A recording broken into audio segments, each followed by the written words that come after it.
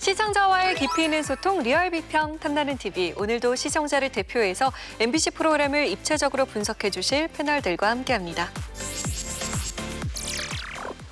첫 코너는 한 주간 시청자들이 관심을 가졌던 MBC 관련 이슈들을 뽑아서 확인해보는 시청자 픽 시간입니다. 관련 키워드 먼저 살펴볼까요? 대통령, MBTI, 지옥, 신혼집인데요. 먼저 MBTI라는 키워드부터 확인해 보겠습니다. 이건 어떤 프로그램과 연관된 키워드인가요? 네, 지난 10일 방송된 놀면 뭐하니 관련 키워드입니다. 이날은 성격 유형 검사인 MBTI 특집으로 꾸려졌는데요. 외향적 성향과 내향적 성향으로 팀을 나눈 뒤 다양한 게임을 통해 서로를 알아보는 시간을 가졌습니다.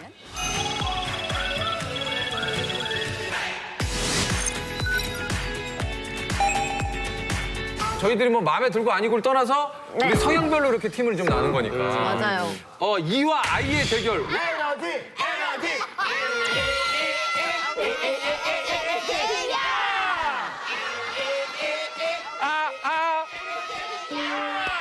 안 맞아 우리 이것도 안 맞아 이것도 안 맞아 야, 이렇게. 이것도 안 맞으면 어떡해 야, 이거 왼쪽 오른쪽을 왜 안 해? 쟤네 벌써부터 하는 척하네. 학교 단합 안 된다니까. 아유, 체육 시간에 그늘에 앉아있으라고. 아유, 같이 따라해줬다.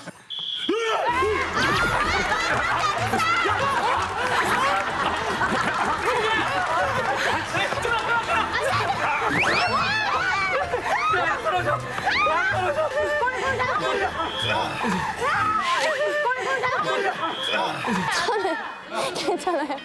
자꾸 우리한테 공격 들어오는데 우리 다 버텨냈어. 장난 아니야. 자, 우리 끝까지. 진짜 잘 버티더라. 에너지!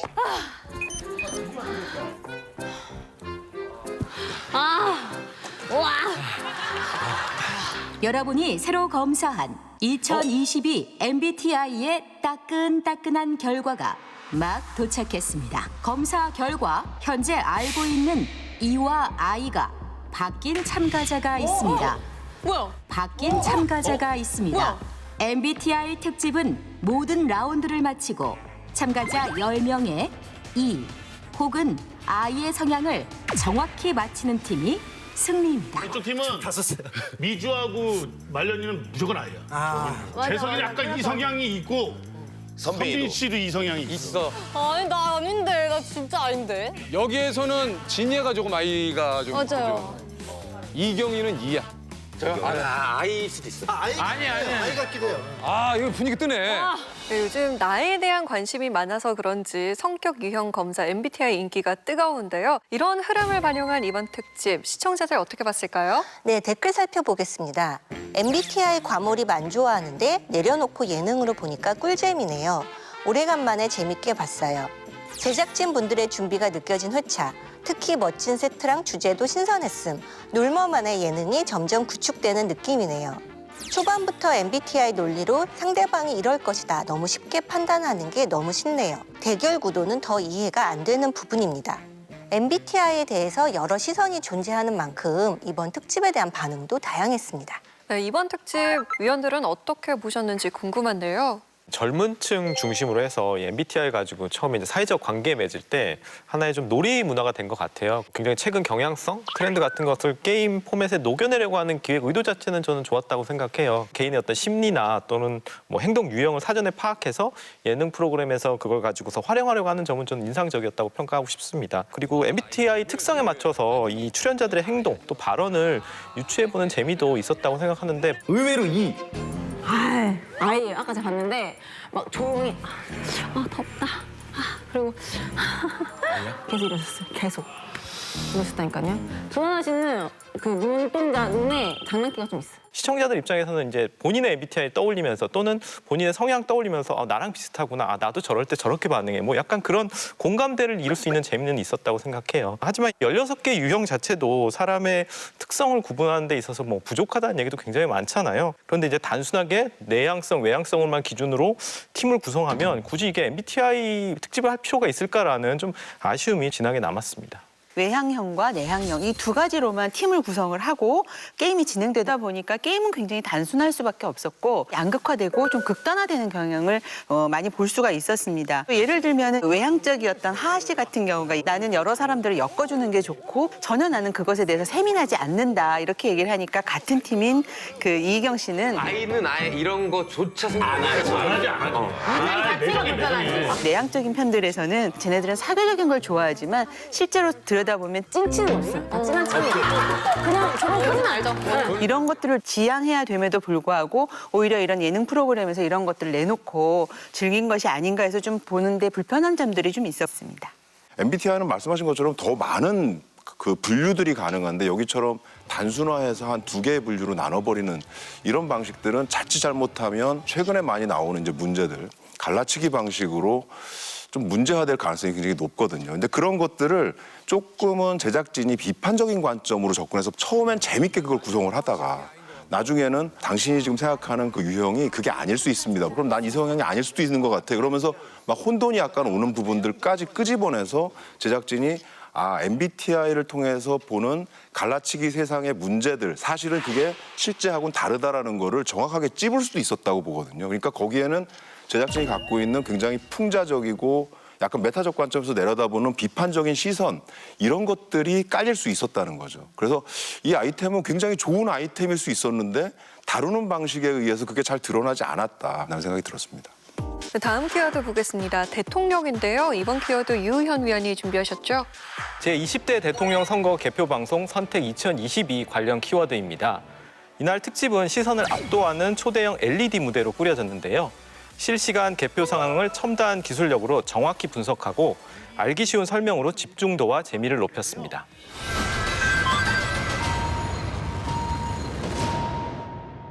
국민의힘 윤석열 후보, 더불어민주당 이재명 후보 경합입니다. 자, 윤석열 후보 48.4%, 이재명 후보 47.8% 경합으로 예측됐습니다. 자, 전국 출구조사 결과입니다. 서울의 결과입니다. 국민의힘 윤석열 후보 50.9% 예측 1위, 더불어민주당 이재명 후보 45.4% 예측 2위입니다. 겨울 올림픽과 함께 달려보시죠. 당선을 향한 질주. 자, 치열하게 득점을 향해 가는 모습인데요. 자, 인천의 현재 순위 보겠습니다. 국민의힘 윤석열 후보 49.8%로 1위 달리고 있습니다. 이번에는 얼음 위의 체스 컬링입니다. 스톤을 득점으로 연결시킬 후보 누굴까요?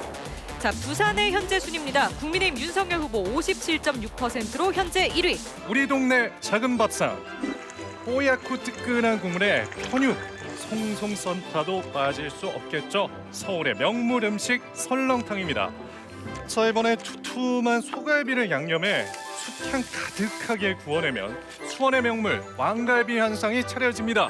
자, 이번엔 삼합에다가요 육전까지 만든다고 하는데 얼마나 가득 차려낸 한 상일까요? 남도 한정식 그저 아름답습니다. 자, 드디어 영표가 됐습니다. 네. 자, 이렇게 되면 윤석열 후보가 당선이 확정됐습니다. 네. 다양한 코너와 테마가 깃들어진 개표 방송이었는데요. 선택 2022를 본 시청자들 반응 어땠습니까? 예, 댓글 살펴보겠습니다. 3사 중 가장 마음에 들었던 MBC 개표 방송, 특히 지역 명물을 미니어처 요리로 개표한 건 흐뭇함과 웃음이 절로 나왔음. 개표 방송을 뭐 이리 다양하게 준비했나요? 깔끔한 분석에 기발한 개표 영상으로 유쾌했음. 초대형 LED 세트를 동원해 보기 편한 인포그래픽으로 개표 방송 아주 시원하게 시청할 수 있어서 좋았습니다. 이처럼 다양한 시도를 한 이번 개표 방송에 대한 긍정적 반응들이 많았습니다. 네, 위원들은 이날 방송 어떻게 보셨을까요? 2022 MBC 대선 개표 방송은 이제 초대형 LED를 이용하고 3D 그래픽을 굉장히 효율적으로 사용해서 넓은 시야를 확보하면서 입체적으로 구현해서 역동적으로 보이게 한 점이 특징이라고 생각이 들어요. 각종 통계 자료의 그래픽을 굉장히 큰 화면에서 보니까 한눈에 확 들어오는 효과가 있었어요. 그래서 이슈에 따라서 표심이 어떻게 변화했는지 이런 것들을 굉장히 직관적으로 파악할 수 있게 한 점이 MBC 개표 방송의 가장 큰 장점이 아니었나라는 생각이 들었고요. 그런데 굉장히 역동적인 모습을 보여준 해줘야 되겠다라고 이제 이런 부분을 강조하다 보니까 전달돼야 될 세부적인 정보들은 잘 안 보이는 효과도 있었어요. 캘리그라피로 이렇게 막 각각의 지역을 보여준 부분은 화려하고 멋있고 약간 전통 문화를 보여주긴 했는데 사실 거기서 우리가 알고 싶은 것은 현재 표차, 그리고 거기 유권자가 몇 명인지 이런 걸 알고 싶은데 그런 것들은 너무 작은 폰트로 빠르게 지나가는 거예요. 그러면 사실은 방금 어떻게 된 거야? 하면서 이렇게 지나가는 그런 약간 효과가 있어서 약간 그런 부분은 좀 아쉽게 여겨졌고요. 다양한 시청자의 권리를 보장한다는 측면에서 이렇게 중요한 사건 같은 경우에는 수호 방송이 중요한데 수호 방송은 항상 약간 구석에 작게 들어가기 때문에 그 부분도 눈에 잘 띄지 않는 그런 부분이 있어서 이런 것들에 대해서는 다음에 조금 더 고려를 했으면 좋겠다라는 생각도 들었습니다. 외형적으로도 굉장히 화려하고 또 내용적으로도 내실화가 잘 이루어졌다라고 평가하고 싶은데요. 선거 개표 방송에서 그래도 가장 중요한 건 뭐니 해도 판세 예측하고 또 표심 분석이잖아요. 판세를 예측하는 데 있어서 이 정확성과 다양성, 이 두 마리 토끼를 잘 잡은 구성이라는 부분이 저는 이 코너에서 좀 느껴졌는데 데이터 M이라는 빅데이터 심층 분석을 통해서 정말 이 정확하게 뭔가 예측치를 예측해 보려는 그런 시도도 좋았고 이 데이터 분석이 가지고 있는 또 한계가 뭔가 이제 해석의 다양성 이런 것들을 좀 우리가 잡지 못할 수 있는데 그런 것들을 잡아내기 위해서 정치인싸라는 코너를 가져온 것도 굉장히 좋은 시도였다라고 생각합니다. 다만 이제 저는 보면서 이게 지역별로 판세 보여줄 때 지역별 특산물이라든지 뭐 상징, 주요 관광지 이런 거 보여주는 게 조금 이제는 바꿔도 되지 않을까라는 생각이 들어요. 물론 그 지역이 어떤 특성을 가지고 있는가를 아는 건 좋은데 이건 선거 개표 방송이니까 각 지역별로 각 후보가 어떠한 공약이나 정책을 내세웠는지 그런 것들을 간단하게 정리해 주는 게 어떤 선거 개표 방송으로서 좀 더 부합하지 않나라는 생각이 들었습니다. 저는 이 개표 방송 전체를 관통했던 그 어떤 한국 문화의 저력 이러한 것들도 그 기획력에서 굉장히 돋보였다고 생각을 합니다. 전통 공예품들을 보여주면서 우리의 어떤 문화의 우수성, 그다음에 서해를 통해서 역동성 뭐 이런 것들도 잘 보여줬고요. 특히나 이 지역 특산물로 작은 미니어처로 조리를 하잖아요. 금산의 명물 인삼 튀김이 나옵니다. 전반적으로는 이 한국 문화가 얼마나 다양하고 우수한지를 보여주었고 그 곳곳에 깔려있는 국악이라고 하는 그 음악도 이러한 것들을 돋보이지 않았나 하는 생각이 들었습니다. 다만 좀 아쉬운 거는 이 사람들이 내놓는 정책들이 우리의 삶을 어떻게 바꿀 것인지를 면밀하게 정책을 보도해주고 그것에 대한 대안들을 살펴보는 시간을 좀 더 늘렸으면 좋겠다는 생각이 들었습니다. 역동성과 분석력은 빛이 났지만 후보들의 공약에 대한 정보가 조금 부족했다는 의견 전해주셨습니다. 다가오는 6월 1일 제8회 전국 동시지방선거일이죠. 이번 특집에서의 아쉬움을 보완해서 MBC만의 강점을 보여줄 수 있는 개표 방송 기대해 보겠습니다. 다음 키워드는 신혼집입니다. 이건 어느 프로그램과 연관돼 있나요? 네, 지난 8일 방송된 호정메이트와 관련된 키워드입니다. 이날은 외동딸 예림 씨의 신혼집을 찾아간 이경규 씨의 이야기가 그려졌는데요. 딸 부부의 알콩달콩한 신혼생활을 전하는가 하면 새로운 호정메이트가 된 사위와의 어색한 케미스트리로 웃음을 안겨주었습니다. 이경규야! 간다! 귀여워, 어떡해. 너무 예쁘다. 정말 너무 아름다웠어요. 생겼어. 저는 코미디언 이경규님의 사위 축구선수 김영찬입니다. 제 아내는 배우 이예림입니다. 저희 남편은 축구선수 김영찬입니다. 여기 내릴래? 안녕하세요, 아버님. 오랜만이다. 그래. 많이 모셨죠? 여기 뭐 멀어, 네 다섯이 오는데. 여기 뭐 멀어, 네 다섯이 오는데. 되게 어색해요. 뭔가 눈도 안 마주치고. 짐을 내려놓고. 짐이 엄청 많아. 나도 뭐. 짐을 직접 갖다 주실 줄은. 한번 갖다 봐. 네네. 내가 저기 다 옮겨놓을 테니까 같이 올라가 주시죠. 올라갔다 올게요. 덜겠네. 짐이 왜 이렇게 많아. 얘 자체가 짐이야. 딸 자체가 짐. 화나신 것 같은데. 근데 사위 앞에 짐 드시다가 화를 못 내시는 것 같아요. 일마. 얼마 만에 보세요? 아니, 결혼하고 처음이잖아요. 그럼 되게 얘는.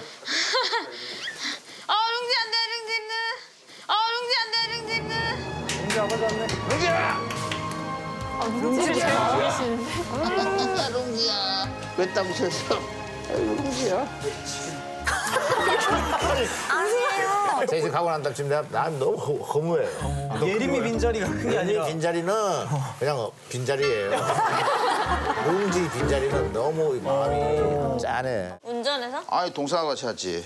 멀지? 멀지. 아까 이렇게 안 멀시가고. 좀 멀었어. 여기 뭐 멀어. 4-5시 오는데. 괜찮아요? 딱 그런 거죠. 뭐라 그래 그러면. 사이가 아유 내려오시는데 멀었죠? 그래 멀어. 이거 너무 이상하잖아요? 아니 가깝다고 해야죠 사이한테는. 아, 그 아버님 그 저희 결혼식 영상 같이 봐보실래요? 그거 나 본 적이 없어. 아, 진짜요? 잘 됐나? 제가 한번 틀어볼게요. 아버님, 저 때 어떤 느낌이셨어요? 야, 이거 잘 모르겠어. 저렇게 아빠 손 잡고 걸으면 눈물이 너무 많이 날 것 같아요. 난 저런 순간이 올 줄 몰랐는데.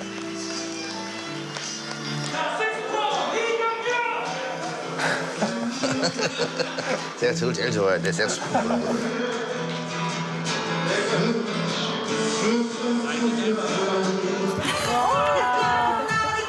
갑자기 왠지 너무 좋아. 무대로 뛰어 올라오시더니 너무 신났었어요. 거의 콘서트장. 너무 좋아. 아 진짜 재밌겠다 근데. 와. 우와.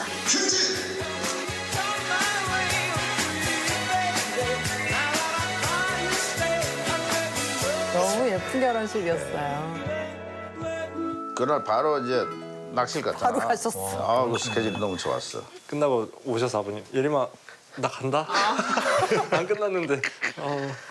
사회 앞에서 어색해하는 예능 대부 이경규 씨의 모습이 예상치 못한 재미를 선사했습니다. 시청자들 반응 어땠어요? 네, 댓글을 살펴보면요. 몰래카메라 할 때 예림 씨 생생하게 기억나는데 언제 이렇게 커서 시집을 갔는지 너무 잘 컸다. 행복하게 잘 살길. 딸이랑은 너무 자연스럽게 대화하는데 사위랑은 어색하고 이 케미 묘하게 끌리네. 예쁜 가족이네요. 서울에서 창원까지 먼 걸음 한 것 자체로 경규님의 딸 사랑이 느껴집니다. 만나자마자 투닥거리는 현실 부녀 케미도 굿. 새로운 형태의 호정 메이트에 대한 관심과 함께 현실 부녀의 모습이 재밌었다는 의견들이 많았습니다. 결혼으로 새로운 호정 메이트를 맞이한 이경규 씨 가족의 이야기가 펼쳐진 이날 방송. 위원들은 어떻게 보셨을까요? 그동안 그 이경규 씨가 방송에서 보여주던 모습과 저는 다른 모습이어서 좀 보면서 저는 신선하면서 좀 흥미로운 부분이 있었던 것 같아요. 확실히 좀 아직 사이분하고 관계가 어색하다는 게 좀 느껴졌는데 예를 들면 저희 신혼집입니다. 전망 좋네. 무슨 전망을 보셨다고? 어색하니까 나오는 대로 하는 거예요. 커튼이 싹 쳐있는데. 아니. 네 방은 어디야? 제 방이요? 제 방이 여기. 저기야? 굉장히 당황하는 것 같아요. 이런 상황 자체가. 저희 장인어른도 약간 그러신데 저희 장인어른도 저한테 자네라고 부르다가 어떨 때 어이, 거의 뭐 이런 식으로 하세요. 근데 그게 뭐 그렇게 뭐 심리적으로 먼 거라기보다는 이제 표현이 서투신 거죠. 근데 그런 것들이 우리 아버님들의 전형적인 모습이라서 저는 보면서 굉장히 좀 공감되는 부분이 있었고요. 근데 보면서 저는 이 호정 메이트 기획 의도가 내가 아는 거가 좀 다랐던가 하면서 좀 찾아보게 됐는데 형제자매 탐구 프로젝트잖아요. 형제자매 어떻게 성격이 다른지 또 닮은지 이런 것들 보는 건데 이경규 씨 편이 나온다라고 얘기하니까 그날 출연한 분들이 굉장히 기대를 했잖아요. 형제자매가 나오시는 거 아니냐 너무 기대된다라고 하는데 정작 뚜껑을 열었는데 그게 아니었단 말이죠. 그래서 기대가 커서 그랬는지 좀 아쉬움도 컸던 것 같습니다. 말씀하신 것처럼 이 호정 메이트는 본래 그 기획 의도가 아예 적혀 있어요. 형제 자매 이렇게 아주 못이 박혀 있거든요. 그래서 이런 차별 포인트를 가지고 가기 때문에 여타의 다른 관찰 카메라하고는 다릅니다라고 딱 선언을 한 부분들이 있는 건데 사실상 여기 나온 이제 이경규 씨의 모습은 가족 관찰 카메라. 아주 익숙한 것들이죠. 딸 결혼식 비디오 보는 부분들은 볼거리가 있긴 있었지만 그게 이 방송하고 어울리는가 하는 부분들을 생각해 봤을 때는 조금은 정체성을 흐릴 수 있지 않나라는 생각을 했습니다. 이 호정 메이트라는 개념을 약간 확장한 회차가 아니었나라는 생각이 좀 들었거든요. 혈연이 아니라 결혼으로서 가족이 된 사람들을 보여주는 일종의 특집 회차였다는 것에서 시청자들이 많이 호응을 했던 것 같아요. 딸이 결혼을 하게 되면 아무래도 가족 관계가 변화하게 되잖아요. 이런 것들을 받아들이는 어떤 이경규 씨의 모습 이런 것에서 가족의 의미를 다시 한번 되새기게 하는 그런 회차가 됐기도 했다는 생각이 들었습니다. 얄미울 때도 있지만 그렇지만 항상 어떤 가족으로서의 정을 간직하고 있는 그런 관계, 그런 어떤 돈독한 유대감이 이 관찰 프로그램의 목적인데 그런 목적은 충족시키지 않았나. 그런 면에서 시청자들이 약간 감명 깊게 본 회차가 아니었나라는 생각은 들었습니다. 다음 키워드는 지옥입니다. 이건 어떤 프로그램과 연관된 키워드죠? 네, 지난 12일 방송된 실화탐사대 관련 키워드입니다. 이날은 상습 학대로 아기들에게 지옥이 된 어린이집을 집중 조명했는데요. 아기들을 학대한 보육교사와 이를 은폐하려는 원장, 그리고 동료 교사들이 숨기는 진실을 파헤치며 공분을 이끌었습니다. 어머, 웬일이야? 저렇게 할까? 아기들을 막 던져요. 이게 뭡니까? 그동안 어린이집에선 무슨 일이 있었던 걸까? 혹시나 하는 마음에 열어본 CCTV는 판도라의 상자였습니다. 이날 뭐 특정 일이 있었을 것 같다. 뭐 이렇게 할 것도 없어요. 매일매일 그랬어요. 18일치 영상에서 학대 건수가 160건이었어요. 안전뱅이 테이블이 있는데 이제 그거를 옮겼어야 됐나 봐요. 이렇게 쭉 그냥 이렇게 짐짝처럼. 어깨를 잡고 뭐 전지집듯이 이렇게 팍 해버리는 거. 그래서 저렇게 뒤로 이렇게 되는데 지도 놀랬으니까 울죠. 우는데 그냥 갑니다. 정말 아닌 거요? 짐이 있어서 하나 옮겨놓고 밀치고 그리고 그냥 생각 없이 때리고 이렇게 이제 보는 상태거든요. 그러니까 애에 대한 관심이 하나도 없어요. 그 부분은 상당히 무서울 수가 있는 보육이에요. 끔찍한 일을 당해온 아기들에게 이상한 증상이 나타났습니다. 하지 마. 시도 때도 없이 벽이나 바닥에 머리를 박고 하지 마. 언니의 뺨을 때립니다. 아기들이 보이는 폭력적인 행동 어떻게 받아들여야 할까? 선생님한테 자기가 받은 거를 언니한테도 하고 엄마한테도 하는 것도 이제 문제가 되지만 표정이 하나의 진짜 그 아이들 조금 물건 보는 것 같은 그 선생님 느낌 없이 얘네들을 대했거든요. 자기도 이제 다른 사람을 보면서 그런 느낌을 갖게 되거든요. 그 부분이 더 큰 문제가 될 수 있다라고 봐요.